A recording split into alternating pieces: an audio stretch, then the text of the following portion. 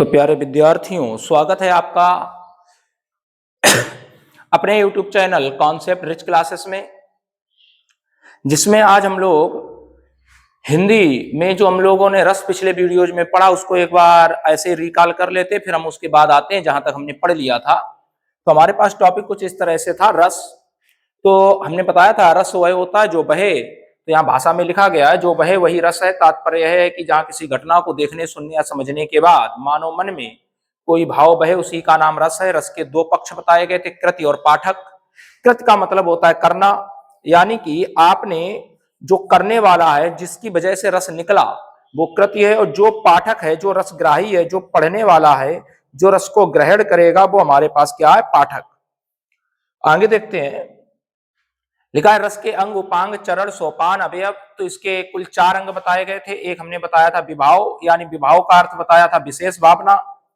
B का अर्थ होता है विशेष, भाव का अर्थ है भावना। फिर इसके बाद है अनुभाव। तो अनु मीन्स होता है पीछे, और भाव, तो अनु मीन्स क्या होता है? अनु मीन्स होता है पीछे, और भाव मीन्स भावना, यानी पीछे की भावना, पीछे की भावना।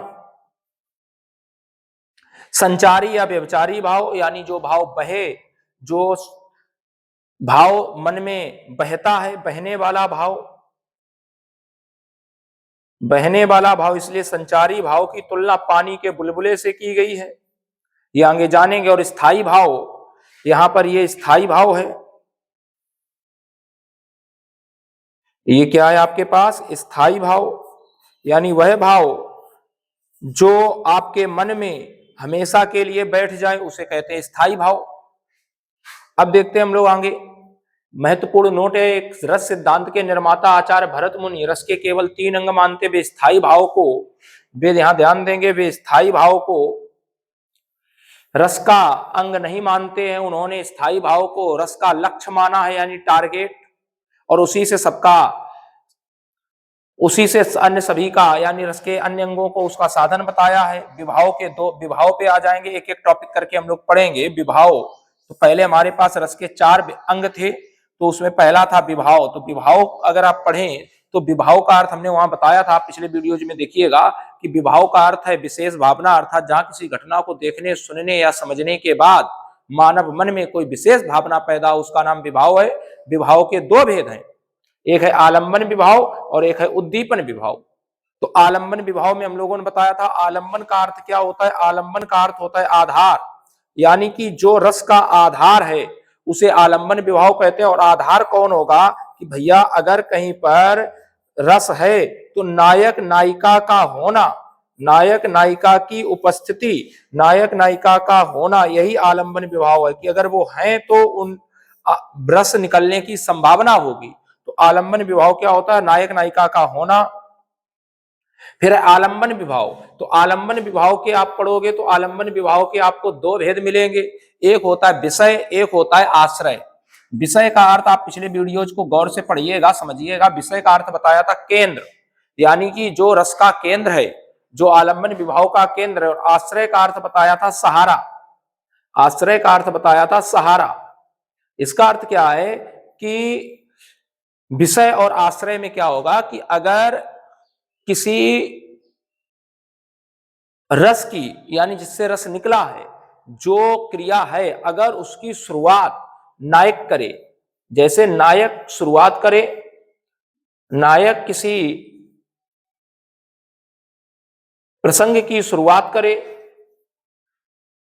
या ऐसे समझ सकते हैं कि नायक किस नायिका को देखकर पहले आकर्षित हो जाए। ठीक है, नायक पहले आकर्षित हुआ, नायक पहले आकर्षित हुआ, किसे देखकर? नायिका को देख के, नायिका को देखकर।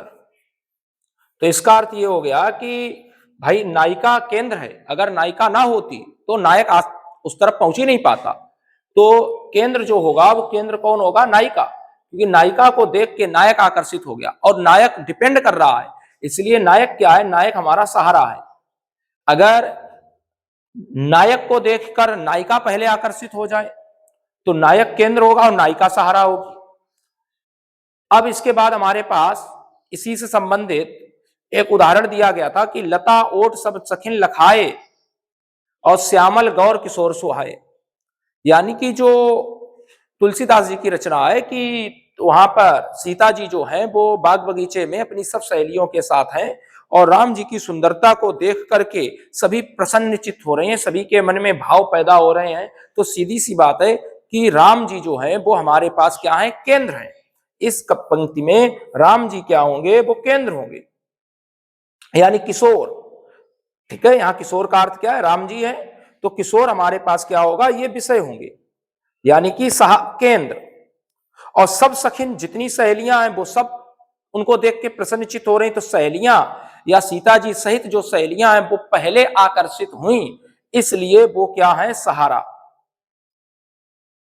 और जिसे देख कर आकर्षित हुई वो है किशोर, तो वो विषय हुआ। यहां पर ऐसे ही बता दिया गया था कि हमने बताने का प्रयास किया था, जो प्रकृति होती है, अगर प्रकृति वहां के प्रसंग को बढ़ाने का प्रयास करे तो वहां उद्दीपन विभाव होगा। तो यहां पर जो उद्दीपन विभाव है, जो लताएं हैं वो उस प्रसंग को, उस सुंदरता को, उस चरित्र को बढ़ा रही हैं, इसलिए वहां पर कौन सा विभाव है, उद्दीपन विभाव। और ये बात बाकी सब आपको बताया गया है। आश्रय क्या है, यानी कि सखिन, नायिका, और विषय क्या, श्यामल गौर किशोर। अब दूसरा हमारे पास था, हमने यहां तक पढ़ लिया था उद्दीपन विभाव तक। उद्दीपन विभाव, तो उद्दीपन विभाव का मतलब होता है उद्दीप्त करना, बढ़ा देना। उद्दीपन विभाव का अर्थ क्या है, उद्दीप्त करना या बढ़ा देना। यानी कि प्रकृति के सहारे किसी प्रसंग को, किसी चरित्र को हम बहुत तेजी से उनके मन की तीव्रता को बढ़ा दें तो वो उद्दीपन विभाव कहलाएगा। इसके जो हमारे पास उदाहरण हो जाएंगे समझने के लिए, वो है जैसे फूलों का खिलना, हवा का धीरे धीरे चलना, चंद्रमा की चांदनी। तो यहाँ पर जयशंकर प्रसाद की एक रचना है कि रजनी की रोई आंखें आलोक बिंदु टपकाती, तमकी काली छलनाएं उसको चुप चुप पी जाती। तो रजनी की रोई आंखों का अर्थ क्या है, यहाँ पर रजनी मीन्स रात है और ओस से संबंधित है, तो वहां ठंडी हवाएं, ठंडी रातों का जिक्र किया जा रहा है नायक नायिका के लिए। तो उस समय जो भी पर्यावरण है, जो मौसम है, वो वहां की प्रकृति की तीव्रता को बढ़ाने का प्रयास कर रहा है। यही आपको स्पष्टीकरण में दिया गया है। यहाँ प्रकृति के माध्यम से कवि नायक नायिका के बीच प्रेम भाव बढ़ाने का प्रयास कर रहा है, इसलिए उद्दीपन विभाव हुआ। जहां पर प्रकृति के माध्यम से हम प्रेम भाव को बढ़ाने का प्रयास करें, वहां उद्दीपन विभाव होगा, यानी कि उनकी तीव्रता को, उनके मन की जो चेष्टा उसे बढ़ा देना। अब आते हैं, यहां तक हम लोगों ने पढ़ लिया था। अब आते हैं हम लोगों को जो पढ़ना था पिछले वीडियो में हमने वहां तक पढ़ा। अब आते हैं हम लोग अनुभाव। तो यहां पर आपको हम समझा दें कि अनु ऐसे लिख लेंगे, अनुभाव शब्द दो शब्दों से मिलकर बना है। अनुभाव शब्द या अनुभाव दो शब्दों से मिलकर बना है, मिलकर बना है। अनु और भाव, अनु और भाव। अनु का अर्थ होता है पीछे, अनु का अर्थ होता है पीछे या बाद में, पीछे या बाद में। और भाव का अर्थ है भावना, और भाव का अर्थ है, भाव का अर्थ है भावना। अर्थात जो भावनाएं, जो भावनाएं नायक नायिका के मन में, नायक नायिका, नायक नायिका के मन में, नायक नायिका के मन में विवाह के बाद पैदा होती हैं, विवाह के बाद पैदा होती हैं, पैदा होती हैं, उन्हें अनुभाव कहते हैं, अनुभाव कहते हैं। समझने का प्रयास करेंगे। अनु मीन्स होता है पीछे, जैसे अनुज, अनु मीन्स पीछे, जय मीन्स जन्मा, जो पीछे जन्मा, बाद में जन्मा, हमारा छोटा भाई अनुजा। जा मीन्स जन्म लेने वाली, अनु मीन्स पीछे, जो पीछे जन्म लिया, बाद में जन्म लिया, यानी हमारी छोटी बहन। ठीक है, या आप इस तरह के तमाम उदाहरण ले पाओगे, जैसे अनुयायी है ना, तो आई मीन्स क्या होता है, आने वाला, अनु मीन्स पीछे, तो पीछे आने वाला जिसे फॉलोअर्स कहते हैं, तो पीछे पीछे बाद में आने वाले उन्हें फॉलोअर्स कहते हैं। तो यहाँ पर अनुयायी, अनु मीन्स वास्तव में पीछे होता है, भाव मीन्स होता है भावना, यानी जो भावनाएं नायक नायिका के मन में पीछे या बाद में जन्म लेंगी उन्हें कहते हैं अनुभाव।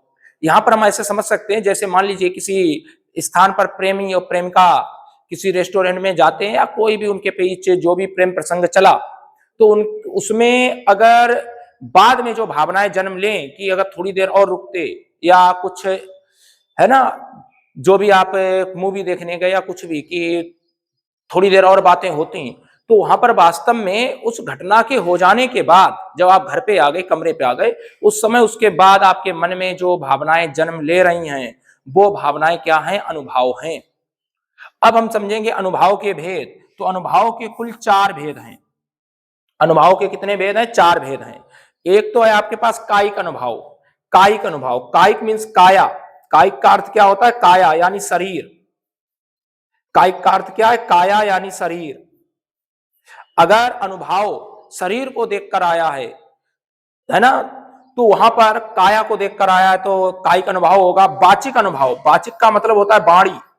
अगर वाणी की वजह से अनुभाव जन्म लिया है, वाचिक का अर्थ क्या है, वाणी यानी शब्द, शब्दों की वजह से अगर अनुभव आया तो वाचिक अनुभव होगा। सात्विक या मानसिक अनुभव, ये सात्विक जो अनुभव होता है ये सबसे पवित्र अनुभव है, यानी प्रेम की असली परिभाषा भी आप सात्विक अनुभव से दे सकते हैं, अभी ये समझाएंगे कैसे। और आहार्य अनुभव या आहार्य अनुभव, तो आहार्य अनुभव, आहार्य का अर्थ होता है रूप सज्जा या वस्तु सज्जा, रूप सज्जा या वस्तु सज्जा, यानी कभी कभी कोई व्यक्ति या कोई नायक या कोई नायिका हो सकता है उतना सुंदर ना हो, लेकिन कभी कभी बहुत विशेष कपड़े पहनने से, बहुत अच्छे कपड़े पहनने से वो और अच्छा दिखने लगता है, तो वहां पर होता है रूप सज्जा यानी आहार्य अनुभव। तो यहाँ पर हम एक चीज ऐसे नोट में आपको बता दें कि जो रस सिद्धांत के निर्माता है हमारे आचार्य भरत मुनि, तो आचार्य भरत मुनि ने अनुभाव के केवल 3 भेद ही स्वीकार किए हैं। उन्होंने, आप देखोगे रस सिद्धांत के निर्माता आचार्य भरत मुनि अनुभाव के 3 भेद मानते हैं। वे आहार्य अनुभव या आहार्य अनुभव को अनुभव का भेद नहीं मानते। उन्होंने केवल कितने माने, कायिक अनुभव, वाचिक अनुभव और सात्विक अनुभव। तो रस सिद्धांत के निर्माता आचार्य भरत मुनि आहार्य अनुभव को अनुभव नहीं मानते। यहां पर एक नोट और मैं आपको बताता चलूं, तो ये आपके लिए बहुत विशेष कर रहेगा, बहुत फायदा करेगा। यहां पर जो आपके पास कायिक अनुभव और सात्विक अनुभव है, कायिक अनुभव और सात्विक अनुभव, केवल ये दो, वाचिक भी नहीं है, कायिक और जो सात्विक अनुभव है। अगर आपसे ये पूछा जाए अनुभव के मुख्य कितने भेद हैं, तो अनुभव के मुख्य 2 भेद हैं, कायिक अनुभव और सात्विक अनुभव। लेकिन अनुभव के कुल कितने भेद हैं, तो 4 भेद हैं, कायिक अनुभव, वाचिक अनुभव, सात्विक और आहार्य अनुभव। लेकिन अगर प्रश्न पूछा जाए आचार्य भरत मुनि के अनुसार कितने अनुभव हैं, तो केवल 3 है, कायिक अनुभव, वाचिक अनुभव, सात्विक अनुभव। उन्होंने आहार्य अनुभव को अनुभव नहीं माना है। आते हैं हम लोग आगे, अनुभव के देखो लिखा गया है, अनुभव के केवल 2 भेद हैं। अनुभव के मुख्य कितने भेद बताए गए, अनुभव के मुख्य 2 भेद हैं। एक तो है आपके पास कायिक अनुभव, दूसरा है सात्विक अनुभव। अब आते हैं कायिक अनुभव पर। तो प्यारे विद्यार्थियों, बहुत इंटरेस्टिंग सब्जेक्ट होता है, हिंदी आप पढ़ने का प्रयास करोगे मजा आएगा। तो कायिक अनुभव, और मैं ये गारंटी थोड़ी ले सकता हूं कि आप मुझसे पढ़ने के बाद संभवतः उतना निराश नहीं होंगे, या फिर चीजें हम लोग ऐसे समझ सकते हैं कि जो भी हमारे पास कायिक अनुभव होगा, तो वहां पर आप धीरे धीरे चीजों को पकड़ने का प्रयास करोगे, बहुत चीजें सुधरेंगी। तो कायिक अनुभव का अर्थ क्या है, कायिक का अर्थ होता है काया। यहां पर हम लोग ऐसे जान पाएंगे, कायिक का अर्थ है काया, कायिक का अर्थ है काया अर्थात शरीर। जहां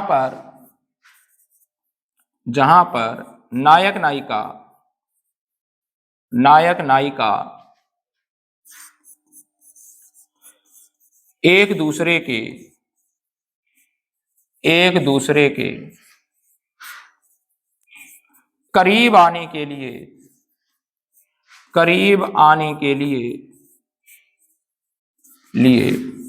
शारीरिक चेष्टाएं करें, यानी काया की चेष्टाएं करें, शारीरिक चेष्टाएं करें, शारीरिक चेष्टाएं करें,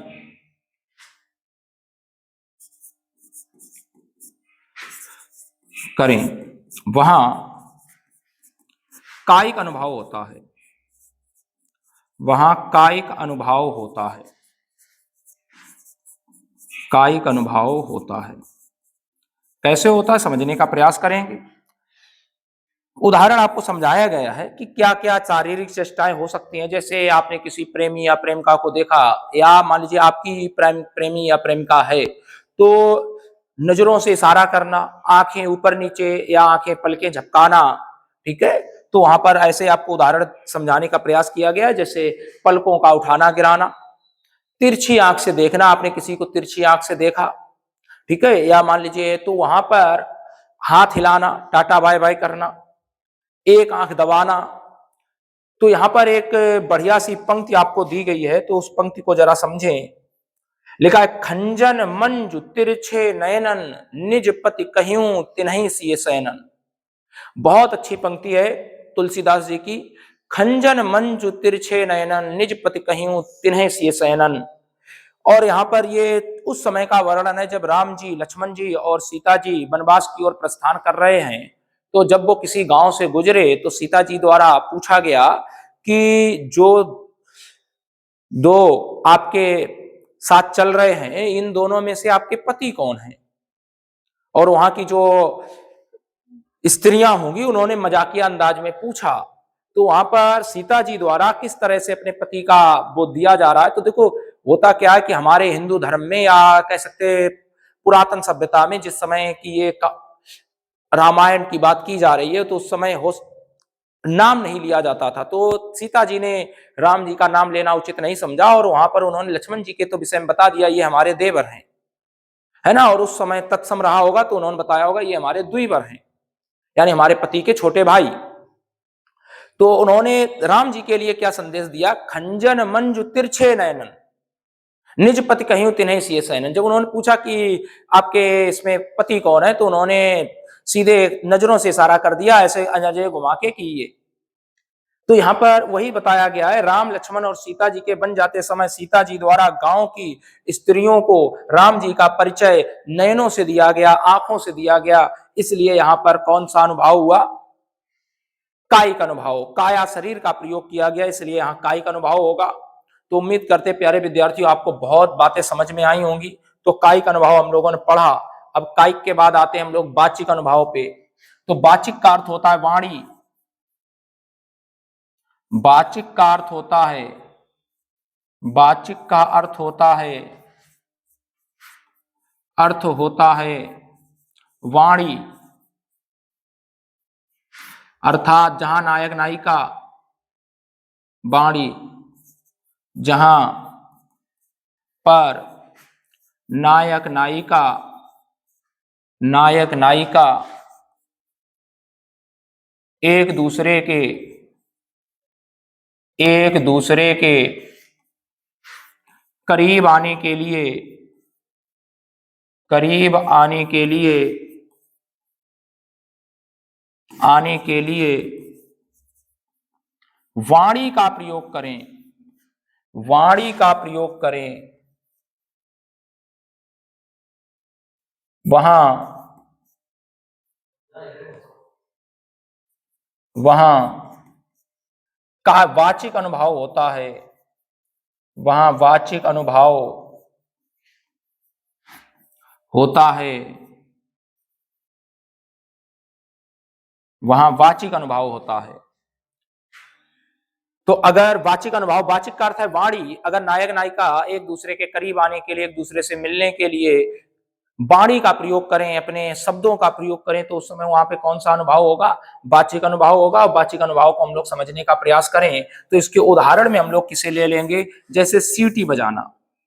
भाई कभी कभी अगर आप नायक नायिका, आप मान लीजिए किसी अपनी प्रेमिका से मिलने गए हो और उसके घर वाले आपको पहचान रहे हैं, तो आप वहां चेहरा या कुछ भी मान लीजिए नहीं पहचान रहे, लेकिन आपने वहां हिंट दे रखी है कि मैं सीटी बजाऊंगा तो आप समझ लेना मैं आया हूं। तो वहां पर सीधे सीधे एक दूसरे के करीब आने के लिए किसका प्रयोग आप कर सकते हो, सीटी बजाना। कोई गीत गुनगुनाना, आप धीरे से जा रहे हैं और कोई गीत गुनगुना रहे हैं, बगल में आपकी नायिका निकल गई तो आप ये उसे जताना चाह रहे हैं, तो यहाँ पर कोई गीत गुनगुनाना, आपस में बातें करना, ठीक है। तो यहाँ पर ये देखो पंक्ति कितनी अच्छी दी गई है, पंक्ति बहुत बढ़िया दी गई है। पंक्ति आप अगर समझेंगे तो बहुत सुंदर पंक्ति है, सूरदास जी की रचना है। और लिखा है, बूझद श्याम कौन तू गोरी, कहाँ रहती काकी हो बेटी, देखी नाई कभू ब्रज खोरी। तो जब जो राधा जी हैं, जब वो ब्रज में आती हैं, होली के दौरान की बात है, जब राधा जी ब्रज में आती हैं तो वहां पर भगवान कृष्ण द्वारा राधा जी से पूछा जा रहा है और भगवान कृष्ण राधा जी को देखकर मोहित हो गए हैं। इसलिए भगवान कृष्ण द्वारा वहां पर राधा जी से यह पूछा जा रहा है, श्री कृष्ण द्वारा, बूझत श्याम कौन तू गोरी।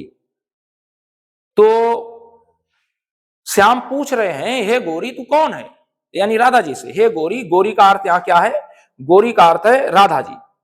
गोरी का अर्थ क्या है, राधा। गोरी का अर्थ है राधा। बूझत श्याम, श्याम का अर्थ समझ रहे हो, श्याम कृष्ण। तो बूझत श्याम कौन तू गोरी, कहां रात, कहां रहती हो, काकी हो बेटी, किसकी बेटी हो, देखी नहीं कभू ब्रज खोरी, आपको कभू ब्रज में नहीं देखा है। तो वहां पर पास आने के लिए आप सीधे सीधे किसका प्रयोग कर रहे हैं, बाड़ी का। जैसे किसी कोई प्रेमी है तो वो किसी प्रेमिका से ऐसे ही रास्ते में ही पूछ ले, मान लीजिए नहीं है, मिलना चाह रहा है या प्रेमिका बनाना चाह रहा है, तो वहां भी वो आराम से पूछ सकता है कहां रहती हो, या कुछ भी अपने अंदाज में कि क्या कर रही हो, कहां पढ़ती हो, जो कुछ भी वो कर सकता है। तो वहां पर सीधे सीधे यहाँ पर राधा और कृष्ण एक दूसरे के करीब आने के लिए वाणी का प्रयोग कर रहे हैं, इसलिए कौन सा अनुभव हुआ आप यहां देख पाओगे, इसलिए वाचिक अनुभव हुआ। अब आते हैं हम लोग अगले पर, सात्विक या मानसिक अनुभव। ये बहुत बढ़िया अनुभव है, ईमानदारी से देखा जाए तो ये अनुभव वास्तव में बहुत सुंदर अनुभव है। सात्विक या मानसिक अनुभव, तो सात्विक का अर्थ होता है विद्यार्थियों पवित्र। सात्विक का अर्थ है पवित्र, और ये घटनाएं बहुत कम ही ऐसे प्रेमी प्रेमिका होंगे, नायक नायिका होंगे जो सात्विक अनुभव तक पहुंचेंगे। सात्विक का अर्थ है, सात्विक का अर्थ होता है पवित्र। सात्विक का अर्थ होता है पवित्र। और मानसिक का अर्थ होता है मन में, और मानसिक का अर्थ होता है मन में, मानसिक का अर्थ होता है मन में, अर्थ होता है मन में। यहां समझने का प्रयास करेंगे, यानी कि जो भावनाएं सबसे पवित्र भावनाएं जन्म लेती हैं, हमारे मन में जन्म लेती हैं, वो है सात्विक अनुभव। हम एक उदाहरण देके आपको ऐसे समझाने का प्रयास करें। मान लीजिए आप किसी से प्रेम करते हैं और उस समय उस दौरान उस प्रेमिका की शादी हो रही है और आप वहां कुछ कर भी नहीं पा रहे हैं, है ना, और वो प्रेमिका भी है, वो ना चाहते हुए भी या चाहते हुए भी अपने घर वालों को बता नहीं पा रही है कि मुझे शादी नहीं करनी है। तो वास्तव में प्रेमी प्रेमिका के मन में जो भाव हैं वो बहुत पवित्र भाव हैं, है ना। उन्होंने प्रेम की प्रकाष्ठा को पार कर रखा और वो चाह रहे हैं कि कोई बात नहीं, हम नहीं बताना चाह रहे हैं। तो सात्विक का अर्थ है पवित्र। जो भावनाएं उनके मन में हैं वो पवित्र भावनाएं हैं और उन्होंने एक दूसरे को चोट या खेत पहुंचाने का प्रयास भी नहीं किया है।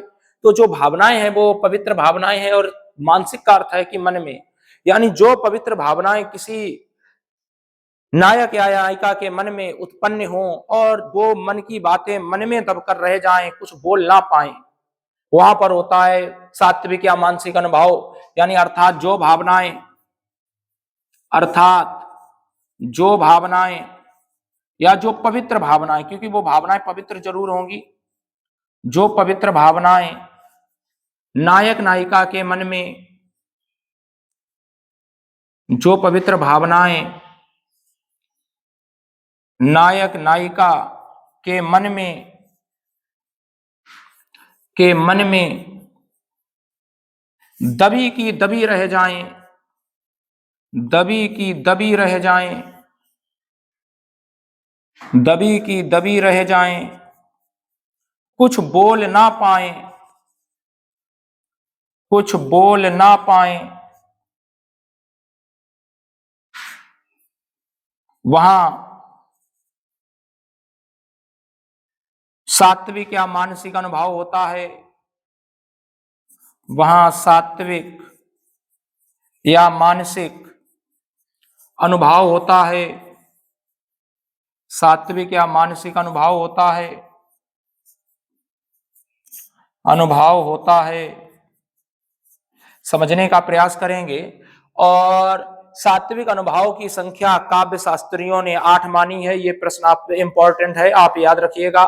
सात्विक अनुभव की संख्या काव्य शास्त्रियों द्वारा कितनी मानी गई है? तो सात्विक अनुभव की संख्या काव्य शास्त्रियों ने 8 मानी है। और उदाहरण देखो, बहुत सुंदर उदाहरण है तुलसीदास जी का। रामायण का ही पाठ है, यानी रामचरितमानस का, और वहां पर उन्होंने लिखा है, उदाहरण देखिए, गयु सहिम नहीं कछु कही आवा, जनु सचान झुपटेऊ मन भावा। यानी जब माता कैकेयी ने राजा दशरथ जी से अपने वो 3 वर मांगे जो उन्हें देने थे, जो उनके उधार थे, तो उन्होंने जब पहला वर मांगा कि मेरे पुत्र को आप राजगद्दी दे दीजिए, तो उसमें उन्हें ज्यादा कष्ट नहीं हुआ, क्योंकि वो जानते थे पुरुषोत्तम राम ये बात आसानी से स्वीकार कर लेंगे। लेकिन जब उन्होंने जो अपना वर मांगा कि भगवान राम को आप 14 वर्ष के लिए वनवास भेज दीजिए, तो वास्तव में उस समय एक पिता के लिए ये बहुत दुखदायी कष्टकारी बात है कि वो अपने बेटे को अपने से 14 वर्ष के लिए दूर भेजे। तो उस समय अगर आप समझने का प्रयास करोगे, तो माता कैकेयी की बातें सुनकर जो राजा दशरथ के मन में, यानी राजा दशरथ जब भी गए होंगे माता कैकेयी के कमरे में, तो आप यहां समझ सकते हो कि प्रेम के लिए ही गए होंगे, लेकिन वहां पर उस प्रेम की जो प्रकाष्ठा है वो राजा दशरथ जी ने पार कर दी कि आप उनकी बातें सुनकर वो सहम गए, कुछ नहीं बोल पाए। जिस उद्देश्य से गए थे उसकी प्राप्ति नहीं हुई। गयु सहिम नहीं कछु कही आवा, जन सचान झपटे मन। जैसे उनके मन को कोई नोचने लगा हो, वो उनकी बातें सुनकर सहम गए। स्पष्टीकरण समझेंगे। कैकेयी द्वारा वरदान मांगने के बाद राजा दशरथ के मुख से एक भी शब्द नहीं निकला, इसलिए सात्विक अनुभव हुआ। उम्मीद करते प्यारे विद्यार्थियों आपको बेहद समझ में आई होगी क्लास को। आप इंटरेस्ट लेकर पढ़ने का प्रयास करोगे तो चीजें आपको समझ में आएंगी। और अब आते हैं हम लोग आहार्य अनुभव पे या आहार्य अनुभव पे। तो आहार्य का अर्थ होता है रूप सज्जा या वस्तु सज्जा। आहार्य का अर्थ होता है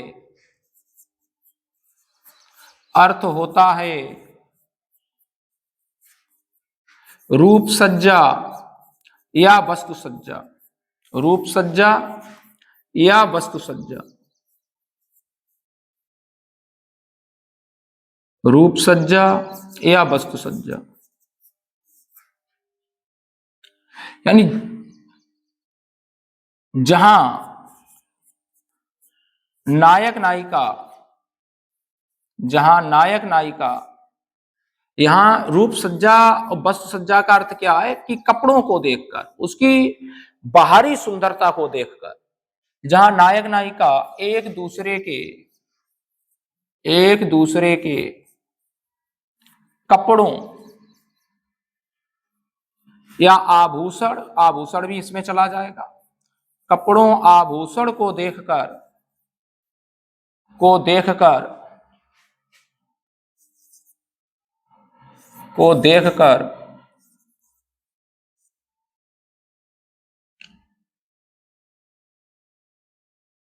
एक दूसरे की ओर आकर्षित हो जाएं, एक दूसरे की ओर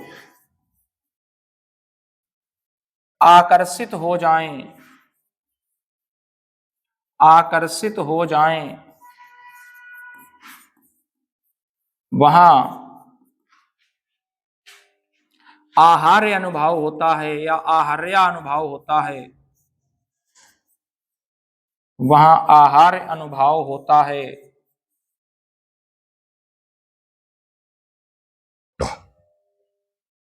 तो देखोगे यहाँ पे जयशंकर प्रसाद जी की रचना है मनु और श्रद्धा।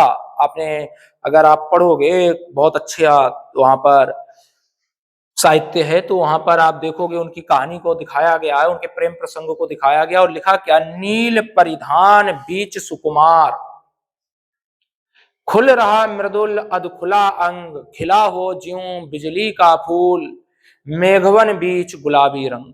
बहुत अच्छा है, इसका अर्थ समझिए। नील परिधान, परिधान का मतलब होता है कपड़ा, परिधान का मतलब कपड़ा, यानी नीले कपड़ों के बीच जो मनु और श्रद्धा की यहाँ कहानी है, हम यहाँ पर लिख दे रहे हैं। ये जो वर्णन है वो किसके बीच का है, मनु श्रद्धा, श्रद्धा और मनु। तो जो मनु है वो नील परिधान, श्रद्धा के नीले कपड़ों को देखकर नील परिधान बीच सुकुमार, यानी नीले कपड़ों के बीच में कोई बहुत सुंदर है। खुल रहा मृदुल अधखुला अंग, जब हवाएं चली तो कपड़ा जब कुछ हिला कुछ हटा, तो खुल रहा मृदुल अधखुला अंग, तो उसका शरीर कुछ गुलाबी रंग का जो दिखाई दिया, उसके विषय में क्या बताया गया, खिला हो ज्यों बिजली का फूल। तो वहां पर बिजली के फूल का अर्थ क्या है कि मेघवन बीच गुलाबी रंग, यानी काले बादलों के बीच में अचानक आकाशीय बिजली कड़की, और आकाशीय बिजली की वजह से जो हमें क्या दिखाई दिया है कि एकदम चमकीला भाग, बहुत ज्यादा चमकीला गुलाबी रंग दिखाई दिया। बिल्कुल वैसे ही तुलना की जा रही है कि खुल रहा मृदुल अधखुला अंग, खिला हो ज्यों बिजली का फूल, जैसे कोई बिजली का फूल एकदम से चमक पड़ा, इतनी सुंदरता को दिखाया गया। मनु ने श्रद्धा की तारीफ, कुछ मनु के मन में श्रद्धा के लिए कुछ इस तरह से भाव पैदा हुए, तो वास्तव में कपड़ों को देखकर मनु जो है वो श्रद्धा की ओर आकर्षित हुआ, इसलिए यहाँ पर आहार्य अनुभव होगा। कौन सा अनुभव होगा प्यारे विद्यार्थियों, आहार्य अनुभव होगा। और लिखा है यहाँ पर मनु श्रद्धा के वस्त्रों की सुंदरता को देखकर उसकी ओर आकर्षित हो रहा है, इसलिए आहार्य अनुभव या आहार्य अनुभव है। अब हम लोग आते हैं, हमने पहला अनुभव पढ़ा, आप समझेंगे वाचिक कायिक अनुभव, दूसरा हमने पढ़ा कायिक अनुभव के बाद वाचिक अनुभव, और यहां पर तीसरा हम लोगों ने पढ़ा सात्विक या,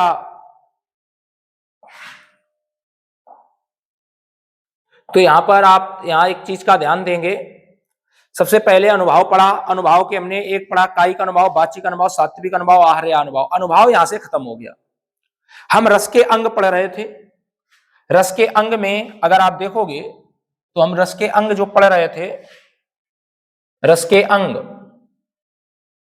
ये रहे, तो रस के अंग पढ़ रहे थे। रस के अंग में हमने पहले विभाव, विभाव हमने पहली क्लास में निपटा दिया था। अनुभाव, अनुभाव हमने आज पढ़ा, तो दो रस के अंग पढ़ लिए। तीसरा रस का अंग हमें क्या पढ़ना है, संचारी या व्यभिचारी भाव। तो तीसरा हमें पढ़ना है आज संचारी या व्यभिचारी भाव। तो संचारी या व्यभिचारी भाव पढ़ना है आज हमें। तो तीसरा आज हमें रस का अंग पढ़ना है संचारी या व्यभिचारी भाव, ये रस का तीसरा अंग है। तो संचारी का अर्थ होता है संचरण होना, ठीक है, यानी जो भाव नायक नायिका के मन में संचरित होते हैं, अनुभव के बाद संचरित होते हैं, उन्हें क्या कहते हैं, संचारी भाव। संचारी का अर्थ है संचरण होना, संचारी का अर्थ है, संचारी का अर्थ है संचरण होना, संचरण होना या बहना, संचरण होना या बहना, यानी जो भाव नायक नायिका के मन में,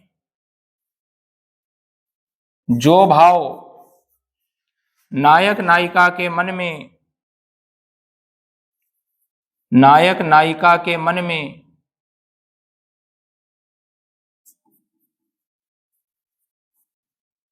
बहते हैं, नायक नायिका के मन में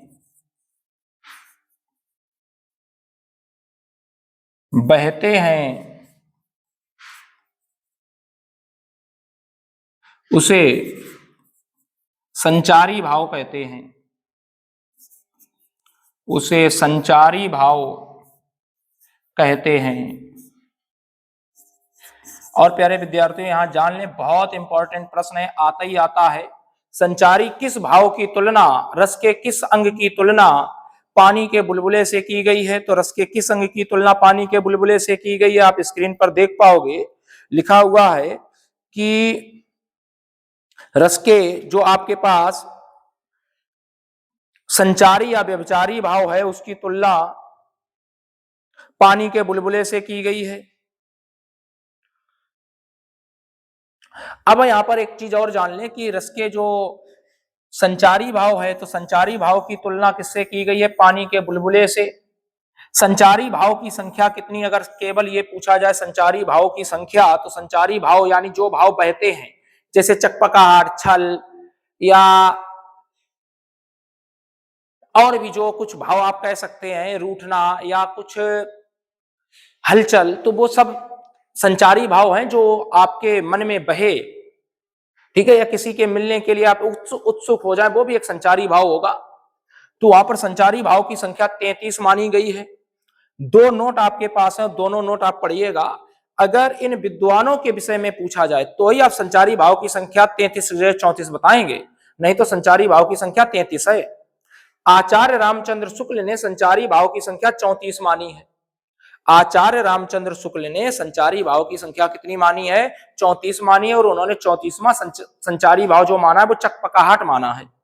उन्होंने चकपकाहट को 34वां संचारी भाव माना है। दूसरा आप पढ़ोगे नोट, तो आचार्य देव और आचार्य भोर के विषय में अगर पूछा जाए, आचार्य देव और आचार्य भोर के विषय में पूछा जाए, तो इन्होंने भी 34 संचारी भाव माने हैं, लेकिन इन्होंने 34वां जो माना है वो छल माना है। लेकिन वैसे मुख्य रूप से कितने हैं? मुख्य रूप से अगर संचारी भाव आपसे पूछोगे तो मुख्य संचारी भाव की संख्या कितनी है? 33। तो उम्मीद करते प्यारे विद्यार्थियों इतनी बात आपको समझ में आई होगी। और अब हमारे पास जो अगला टॉपिक है वो है स्थायी भाव। स्थायी भाव का मतलब है परमानेंट भाव, हमेशा हमेशा के लिए, जो भाव मानव मन में सदा सदा के लिए बैठ जाए। जो भाव नायक नायिका के मन में, नायक नायिका के मन में हमेशा के लिए बैठ जाए, हमेशा के लिए बैठ जाए, उसे स्थायी भाव कहते हैं। हमेशा के लिए बैठ जाए, वहां स्थायी भाव होता है, या उसे स्थायी भाव कहते हैं, वहां स्थायी भाव होता है। तो स्थायी भाव की जो संख्या है वो आचार्य भरत मुनि ने कितनी मानी है?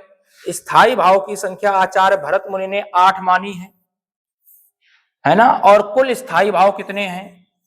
कुल स्थायी भाव की संख्या 9 है। कुल स्थायी भाव कितने हैं? 9। कुल स्थायी भाव 9 है। लेकिन अगर आचार्य भरत मुनि के अनुसार पूछा जाए तो आचार्य भरत मुनि ने स्थायी भाव की संख्या केवल कितनी मानी है? 8 मानी है। कौन कौन सी मानी वो अभी समझेंगे। तो आचार्य भरत मुनि रस के केवल 8 स्थायी भाव मानते हैं, या रस के 8 अंग मानते हैं। तो उन्होंने स्थायी भाव क्या कितने माने? स्थायी भाव रस, आचार्य भरत मुनि रस के केवल 8 स्थायी भाव मानते हैं। वे शांत रस को रस नहीं मानते। यानी जो हमारे पास शांत रस होगा, शांत रस का जो स्थायी भाव है, ऐसे ही बताते चले, शांत रस का स्थायी भाव होता है निर्वेद। तो उन्होंने निर्वेद को स्थायी भाव नहीं माना है, इसलिए शांत रस को वो रस नहीं मानते। इसलिए 9वां जो हमारे पास रस है शांत रस, उसके स्थायी भाव को भरत मुनि स्थायी भाव नहीं मानते। उन्होंने स्थायी भाव कितने माने हैं? 8। लेकिन पुराने जो विद्वान थे उन्होंने वात्सल्य रस और भक्ति रस, वात्सल्य मतलब बचपन वाला, भक्ति मतलब ईश्वर के प्रति प्रेम, उन दोनों रसों को अलग अलग कर दिया। इसलिए कुल स्थायी भाव कितने थे? 9। लेकिन प्राचीन विद्वानों ने उन्हें इसको एक ही में जोड़ दिया था। परंतु विद्वानों ने जैसे प्राचीन जो लोग हैं उन्होंने जो आपके पास एक कौन सा रस है? वात्सल्य रस यानी बचपन वाला, और एक भक्ति रस यानी ईश्वर के प्रति प्रेम, तो उनको एक ही में जोड़ दिया था। किस रस में जोड़ा था? श्रृंगार रस में। तो इसलिए यहां पर जो सीधे सीधे हमारे पास रसों की कुल संख्या थी वो 9 थी। लेकिन वर्तमान के विद्वानों ने इन दोनों रसों को अलग अलग कर दिया है। तो वैसे 11 कह सकते हैं कि अलग अलग कर दिया तो 2 बढ़ गए, लेकिन ये 2 बड़े नहीं हैं, वो केवल और केवल 9 ही माने जाएंगे। आप वात्सल्य रस और भक्ति रस इन दोनों को श्रृंगार रस का ही हिस्सा मानेंगे, इसलिए रसों की जो कुल संख्या होगी वो 9 होगी, जबकि रसों की जो मुख्य संख्या होगी वो 8 होगी। और यहां पर हम समझ पाएंगे अगर प्रश्न केवल आचार्य भरत मुनि के अनुसार आए तो ही आप 8 बताओगे, नहीं तो 9 बताने हैं। तो उम्मीद करते हैं प्यारे विद्यार्थी यहां तक क्लास आपको बेहद समझ में आई होगी। तो अगली क्लास में हम लोग अध्ययन करेंगे रस के जो हमारे पास स्थायी भाव हैं, 9 स्थायी भाव हैं रसों के नाम, है ना, श्रृंगार रस, वीर रस या अद्भुत रस, तो इस तरह शांत रस, तो इस तरह से हम रौद्र रस, तो या करुण रस। तो हम यहाँ पर कुल मिलाकर रसों को पढ़ेंगे और अगली क्लास में संभवतः हम लोग रसों को पूर्णतः विराम कर लेंगे। तब तक के लिए सभी विद्यार्थी पढ़ते रहें, और क्लास को अगर आपको बेहद पसंद आई हो तो लाइक शेयर सब्सक्राइब करना बिल्कुल ना भूलें। सभी विद्यार्थियों को बहुत बहुत शुभकामनाएं। जय हिंद।